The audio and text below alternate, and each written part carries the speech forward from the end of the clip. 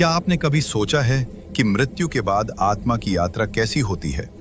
पुराणों में एक ऐसी भयावह राह का वर्णन मिलता है जिसे सुनकर ही रोंगटे खड़े हो जाएं। इस मार्ग में एक भयानक नदी आती है जिसे वैतरणी कहा गया है।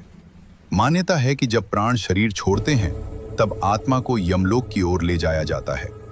इसी यात्रा में वैतरणी नदी सामने आती है। ये कोई साधारण जलधारा नहीं है।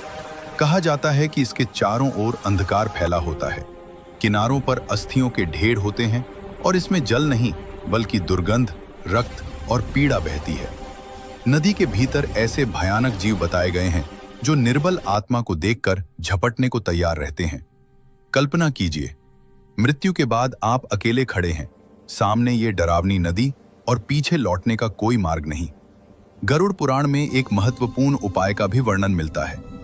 भगवान विष्णु ने गरुड़ को बताया कि इस कठिन मार्ग को सरल बनाने का एक सहारा है, गौदान।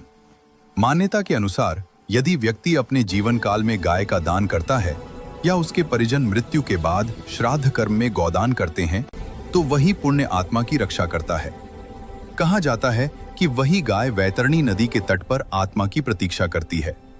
जैसे ही आत्मा उसका सहारा लेती है, वो गाय उसे सुरक्षित रूप से नदी के पार पहुंचा देती है। न कोई भय, न किसी जीव का आक्रमण, न असहनीय पीड़ा। लेकिन एक बात साफ समझनी चाहिए, ये कोई पापों से बचने का रास्ता नहीं है। नदी पार करने के बाद यमलोक में हर आत्मा के कर्मों का लेखा जोखा होता है। अच्छे कर्मों का फल मिलता है और गलत कर्मों का दंड भी। अर्थ बिल्कुल स्पष्ट है।